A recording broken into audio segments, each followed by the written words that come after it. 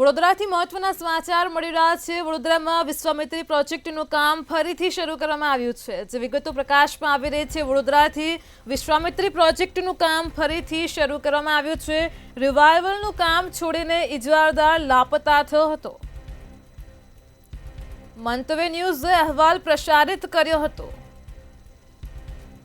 વિશ્વામિત્રી પ્રોજેક્ટનું કામ ફરીથી શરૂ કરવાયું છે। અહેવાલ બાદ પાલિકાના અધિકારીઓ દોડતા થઈ ગયા છે।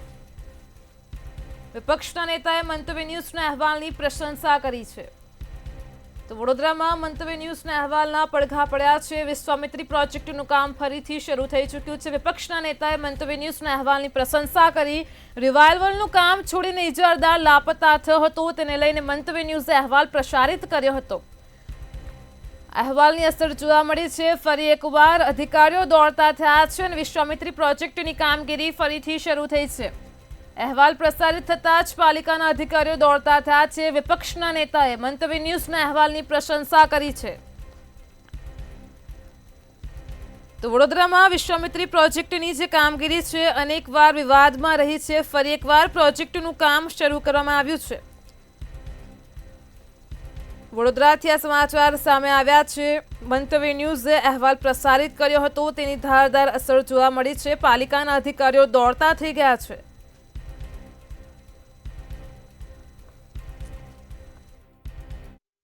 છોડી અને કોન્ટ્રાક્ટર લાભ એની સામે બોલવા કશું તૈયાર નથી।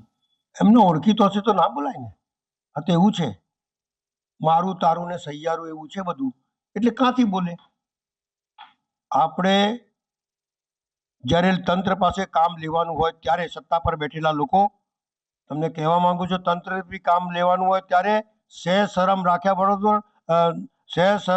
વગર વડોદરા શહેરના નગરજનોના હિતમાં અમે કામ લેતા શીખવું જોઈએ। ચૂપ રહેવાથી કોઈ મતલબ નથી। ચૂપ રહેવાથી તો આ વડોદરાનો તમે લોકોએ ખડોદરા બનાવી દીધું છે। હવે કેટલું ખડોદરા બનાવશો એ જોવાનું રહ્યું। મીડિયાના અહેવાલ બાદ હાલ કામગીરી ચાલુ થઈ છે। મીડિયા એ ચોથી જાગીર છે, એ સજાગ કરે છે, લોકોને દોડતા કરે છે, અને હું ખરેખર મીડિયાને અભિનંદન આપું છું કે આ રીતે લોકોને સજાગ કરતા રહેજો, અને જેથી તંત્ર કામે લાગે અને નેતાઓ પણ દોડતા થાય। મંતવ્ય ન્યૂઝના અહેવાલની અસર।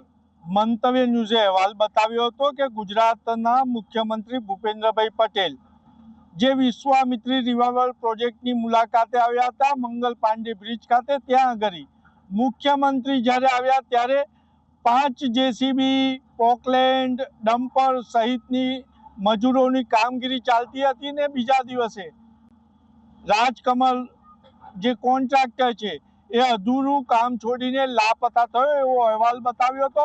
મંતવ્ય ન્યૂઝના અહેવાલ બાદ પુનઃ કામગીરી શરૂ કરવામાં આવી છે। આ રાજકમલ બિલ્ડર એ છે કે સ્થાયી સમિતિના અધ્યક્ષ હોય કે ભારતીય જનતા પાર્ટીનો ધન કુબેર કહેવામાં આવે છે। આપ સ્ક્રીન પર જોઈ રહ્યા છો કે હાલ મંતવ્ય ન્યૂઝના અહેવાલ બાદ કામગીરી શરૂ કરવામાં આવી છે, ત્યારે શહેરમાં ચર્ચા એ છે કે કમિશનર જ્યારે સ્થળની મુલાકાતે પહોંચે ત્યારે મેયર અને ચેરમેન કમિશનરની સાથે સાથે સ્થળની મુલાકાત લેતા હોય છે અને કોન્ટ્રાક્ટર અને અધિકારીઓ પર પ્રભાવ પાડતા હોય છે। પરંતુ મંતવ્ય ન્યૂઝ હજુ પણ એક્સક્લુઝિવ અહેવાલ બતાવી રહ્યો છે કે વિશ્વામિત્રીના પટ પહોળા કરવામાં આવ્યા છે, પરંતુ જે મોટા મોટા પથ્થરો છે, જે પાણીને અવરોધરૂપ છે, એ કામગીરી થઈ રહી નથી। આજે વડોદરા મહાનગરપાલિકામાં અને શહેરમાં એક જ ચર્ચા છે કે મેયર અને સ્થાયી સમિતિના ચેરમેન કમિશનર સામે ષડયંત્ર રચવામાં વ્યસ્ત છે, પરંતુ સ્થળની મુલાકાત નથી લઈ રહ્યા।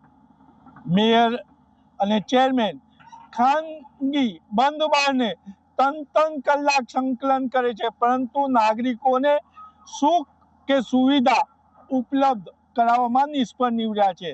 કેમેરામેન મિલિંદ મેલે સાથે નિલેશ બ્રહ્મભટ્ટ, મંતવ્ય ન્યૂઝ, વડોદરા।